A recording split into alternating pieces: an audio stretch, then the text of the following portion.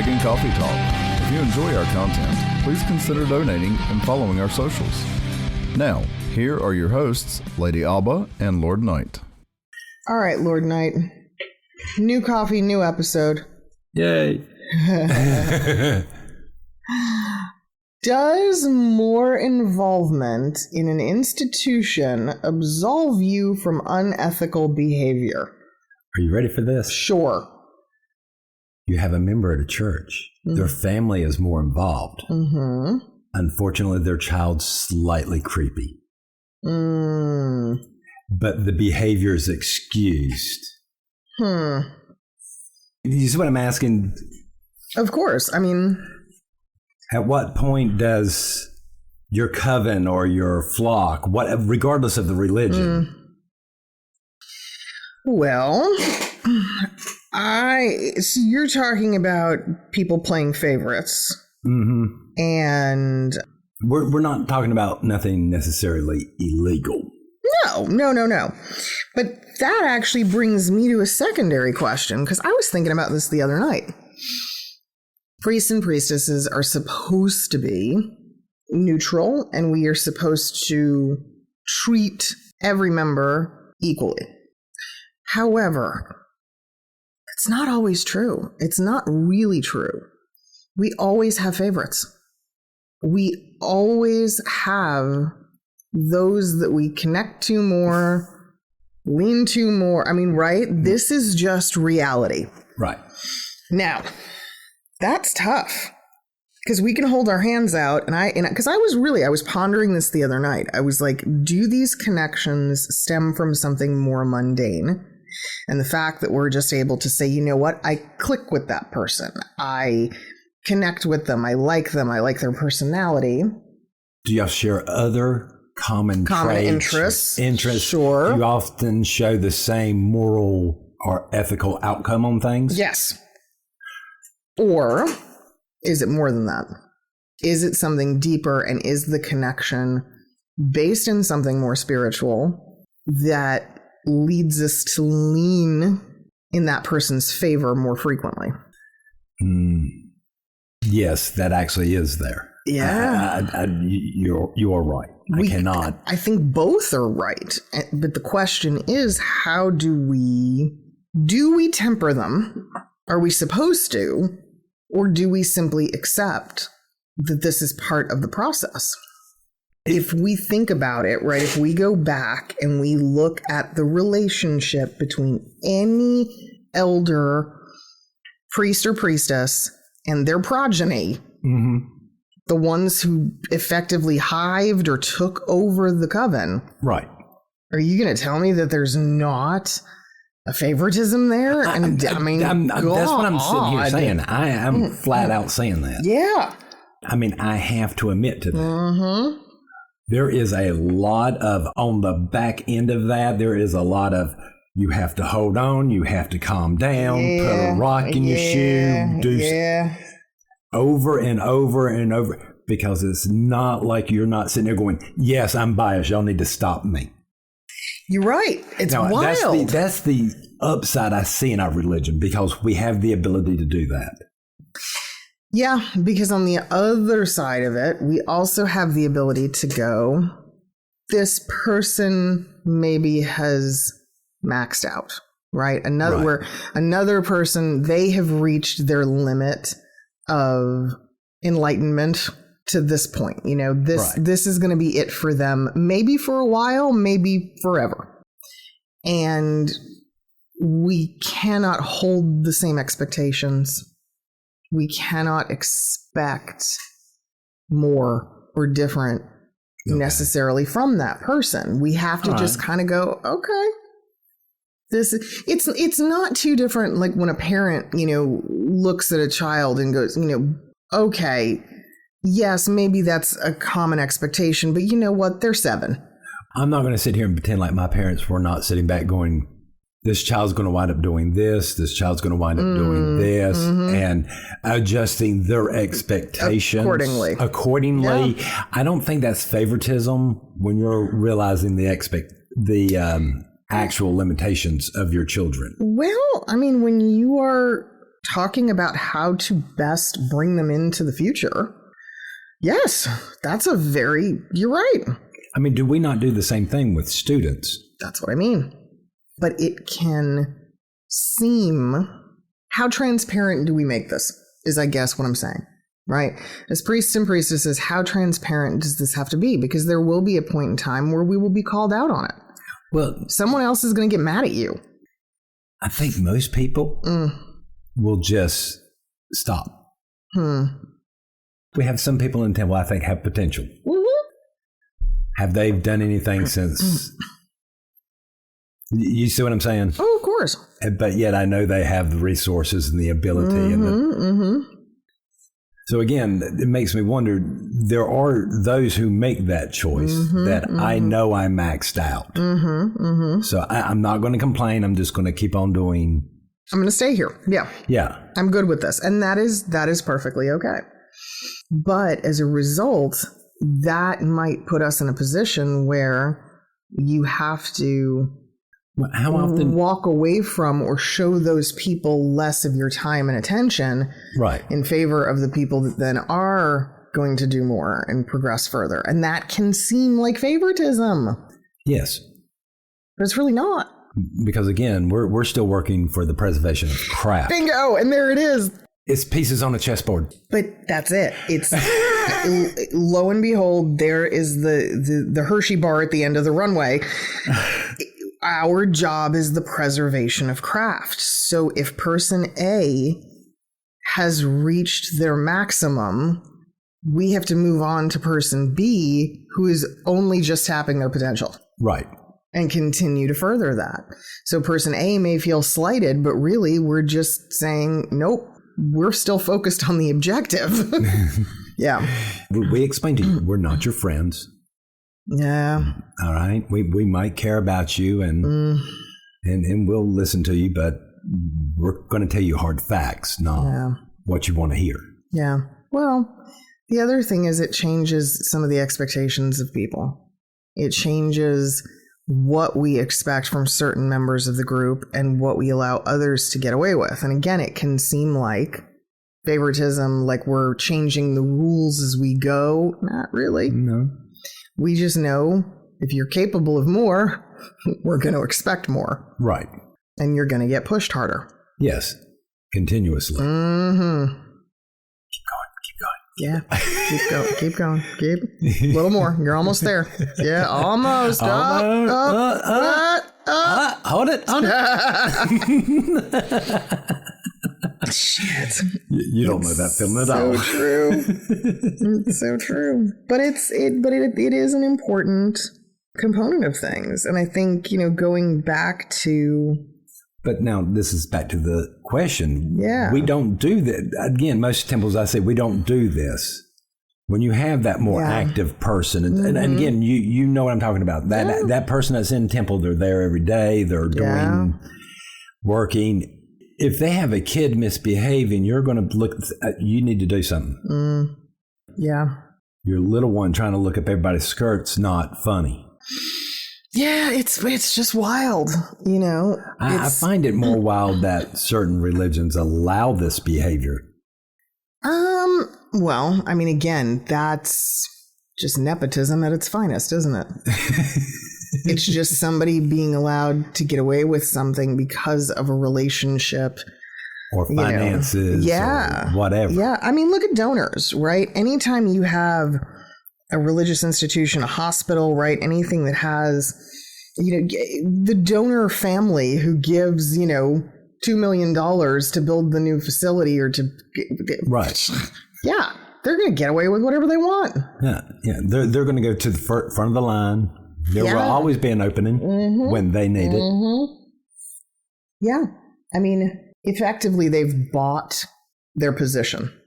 Now, that's where I will say, I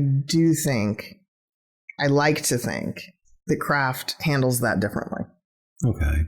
I have had, some very significant donations over the years from people who were neophytes who thought that might advance them in some way. And I can just buy my degree. Sorry to tell you. That's not how it works out. Mm-mm. I remember distinctly I had one person. For those who do try stuff like that, or are you putting a little check mark in the back of your mind? I don't think it's that. I think that I'm not allowing it to sway me. If I do not feel that that person is ready, I'm still not going to allow a donation to be a deciding factor. To weigh against them for initiation? If somebody does do this, is this going to weigh against them when you choose for initiation? No, it's neither a pro nor a con. That's my point. I just don't care. It's a separate matter as far as I'm concerned. And I've had it. I had one neophyte in particular who said to me, I think I've realized I'm never going to hold a position in your church. And that was probably accurate, or they were going to have to do a hell of a lot more work. And this was the year we had the air conditioning went out. Oh, yeah. And there was a very large donation to help with getting the HVAC system fixed at the church. And it was like, that's lovely, but yeah, it's not gonna buy your way in. And we're hesitant with those big donations, I think, initially, because we want to make that clear. Are you sure you want to donate? Are you absolutely positive you want to make this donation? Because you understand it changes nothing. Yeah, it's kind of wild. I think, though, in other circles, no pun intended. Yeah, that is a thing. I do too. Mm-hmm. We've heard some stories. Oh, yeah. Here and there. And then there's just sometimes that we do have to check ourselves. We do have to, and usually it's with family. Come on. It's why for us, if you are married to, gave birth to, or in any way from a legal government standpoint, right, related to someone who is a student or, working towards their degree, you are out of the picture. You are not involved. Nope. You cannot teach them. You cannot be a presiding priest or priestess in any of their rites. You cannot. You can observe. You're barely allowed to stand on the side of the circle looking in. Yes. You can observe. Yeah. You can maybe have a small role, but you cannot be personally, physically, at the end of the day, the link that ties that person back to initiation. Exactly. It's someone else entirely. Because that is the ultimate abuse of power right there. And it's funny because a lot of circles do that, right? It's the husband who initiates a wife, and then the wife initiates, and it's all very familial. Right. But it's like, what does that do? Does that affect, right, their, what's the word I'm looking for? Legitimacy in the community? I mean, I know in some temples, yes. I know in some others, maybe not. Well, now, too, you got a lot of people who are claiming, to be hereditary witches. Yes. Right. And they were initiated by family members and all that. But yeah, I mean, it's the same thing. It's like, does that really then still mean anything in the grand scheme? Because most traditional groups are going to go, okay, that's fine. But because our tradition is different, if you want to participate with us, you have to start from the beginning. True. Yeah. It just might be easier for you. Definitely. I mean, again, it's where we have rules for a reason. Rules are good. Still so excited about it. I like them. I just need more coffee. All right. Let's go get more coffee. Okay. Let's talk about the difference between rites and rituals. Okay. So I think there's some confusion as to what a rite is and what a ritual is, because they can be somewhat similar. But not at the same time. Right. In rites, like a rite of passage, they are ritualistic in nature. But they're not always rituals. Right. All right. I know this sounds confusing, doesn't it? Okay. When we talk about ritual, we're talking about you go, you cast circle, you fill it with deity energy and you commune with them and through ritual or rite, or through rituals, through certain words or whatever, right? That's a ritual. Rites, while it can be performed in ritual space, is normally not necessarily like a full moon, an aspect, or a Sabbath. Okay. It's not a set time period. Okay. So you're thinking more along the lines of, if we take mundane life, thinking more of anniversaries, birthdays, births, wickenings. And again, you can't have a wickening until somebody gives a birth. Now, planning out that birth, are you going to wait till the full moon? No, you're going to do it when the parents are ready to do it. Right. It might even be a special ritual, but it's considered a rite. Am I making sense there? Yeah. But I think these rites are important. Why? Well, I think they help us connect socially with family members and other people in our lives. Okay. Hence the reason birthdays. These are times to be celebrated. Yes, you're 1 year closer to death, but it still sounds weird in my head. Anyway, now that I can't stop that. But anniversaries, how long people have been together. Right. Other things that we, how long companies even celebrate this. They do. How long they've been in business and right. They're 50 milestones. years. The little town that we live up near is about to celebrate their 50th year. Right. Of being incorporated, whatever. These are the things that bind us together as a community. Okay, but couldn't the same be said about rituals? Well, rituals do that too, but rituals are more specific. Unfortunately, rites do not always include just your religion. Okay, there we go. Rites can go outside of your belief system. So that's essentially what brings us together as a community. Right. We're getting people from all types of backgrounds, belief systems. I'm going to say the word wrong. The little 16, the Hispanic girls at 16s, they have that party.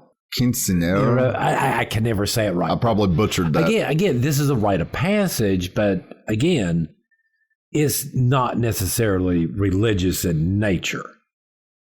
Yes, there's religious icons and probably prayers and stuff done. Don't have a problem with this. Right. Again, this is a rite of passage. This is a rite of passage, and it could involve people who are not necessarily part of that belief system. In olden days, they would have taken, when the boys became men, they would when take them out in the woods or whatever and send them by themselves. Biological functions happen. There's a ritual or some what they call rite of passage into manhood or whatever, or womanhood and blah, blah, blah. These things mark those times. Again, hence the reason why I said they can't be like an aspect or a Sabbath, which are rituals, which have which are religious in nature. Which are religious in nature and have that timing. You know what I mean? The full moons are always the full moons. You're not going to... Right. You don't suddenly just start doing quarter moons for... Well, you could, but do you need to? Do you need to? But do you see what I'm saying? There are certain times these rituals are done throughout the year. Right. Rites of passages can override that because, So rite of passage is not like a Sweet 16. Right. But because that's a set time in somebody's life. Well, no, I'm going to say a Sweet 16 is a rite of passage because, again, one girl might turn 16 today and one might be 2 weeks from now. The randomness is what I'm talking about for rites. Okay. There's no... Samhain is always Samhain. Right.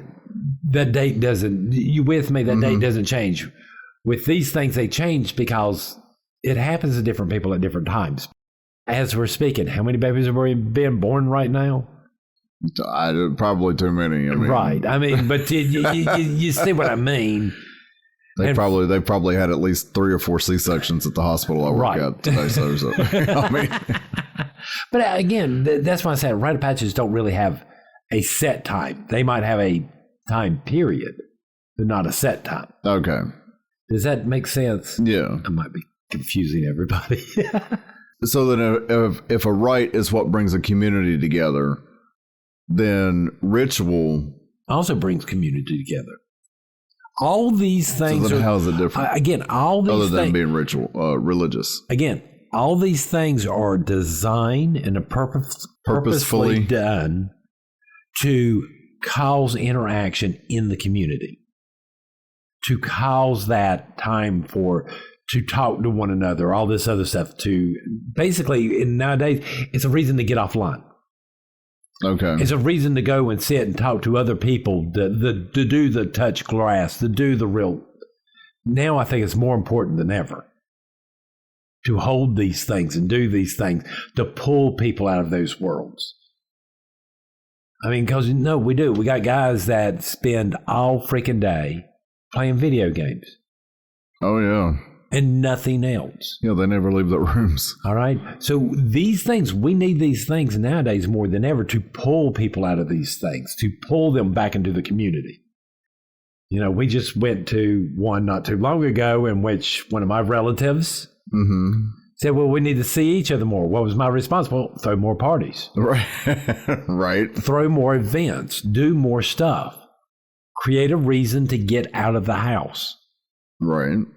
Are you with me? Well, and even then, something like that, it wouldn't have to be the whole family getting together. She could have just said, hey, let's get together for dinner one night. Yeah.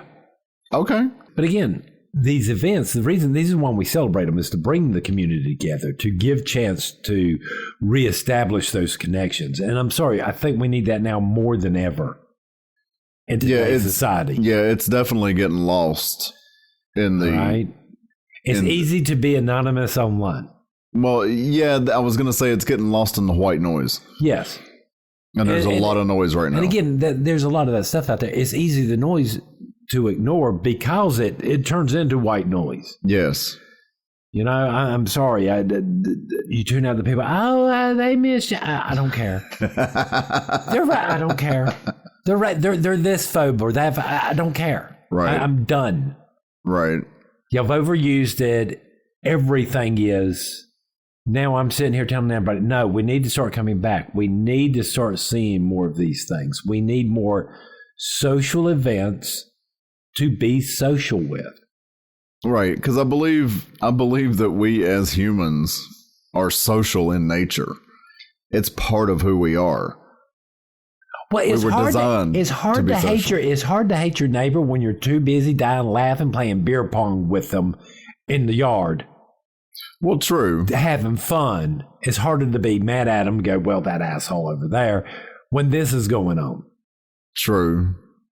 So again, rites to me are not something necessarily religious in nature, but it is required for a good social cohesive society. Okay. All right. I was going to say environment, but yes. Again, I mean, or there's some that we have lost and I wish we'd bring back. Again, the whole coming of age. I really wish we had rites and stuff like that. Even if it is the Sweet 16 parties or stuff like that. Right. I really wish we would bring those back. Maybe not do like they did in the Emerald Green Forest video or movie where they cover you in honey and let fire ants bite you. Yeah, I'd rather not. But... to prove you're a man, but maybe not that far. But can we come up with something else that a little bit more, you know what I mean? Yeah. Because even the small things I see today, we're sort of losing. There are people not getting their driver's license anymore. True. 16, it was a big deal to get your driver's license. That was a very big deal for me. To me, this was a rite of passage. Right.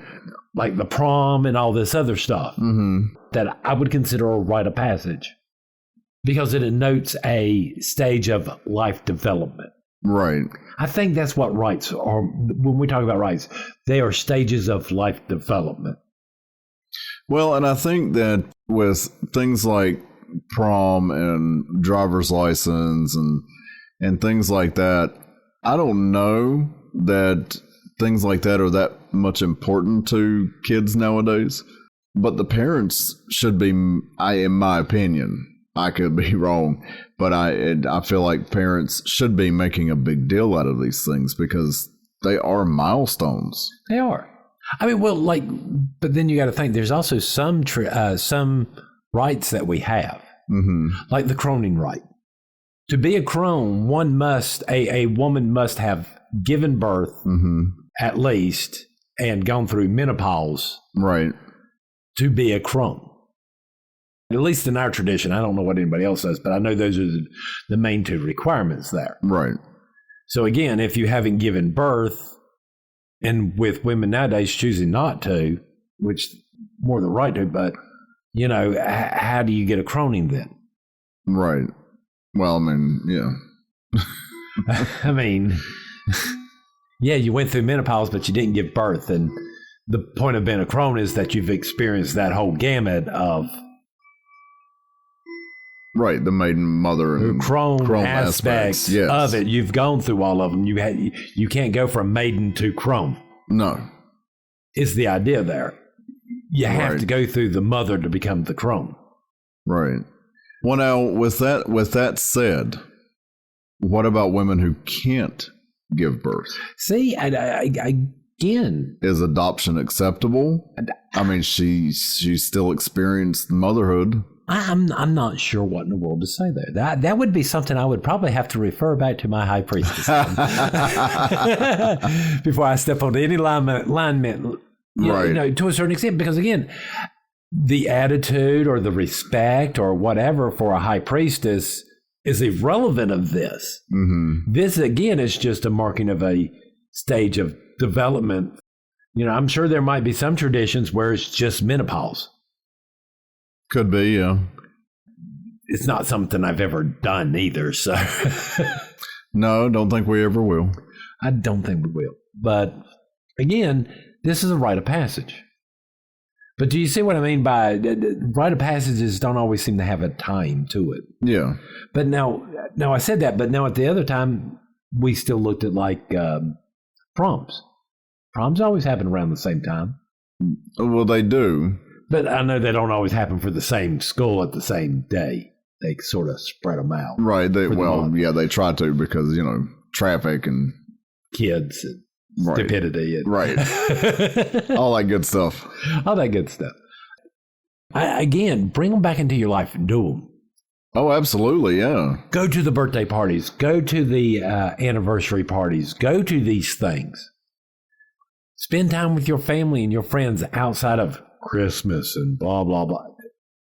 Find excuses to do this. Have a neighborhood block party. Right. Be social. Be social. Damn it. And with that said, I need some really strong coffee. Let's go get some. Thanks for listening. Join us next week for another episode. Pagan Coffee Talk is brought to you by Life Temple and Seminary. Please visit us at lifetempleseminary.org for more information, as well as links to our social media: Facebook, Discord, Twitter, YouTube, and Reddit. We travel down this trodden path, a maze of stone and mire. Just hold my hand as we pass by a sea of blazing pyres.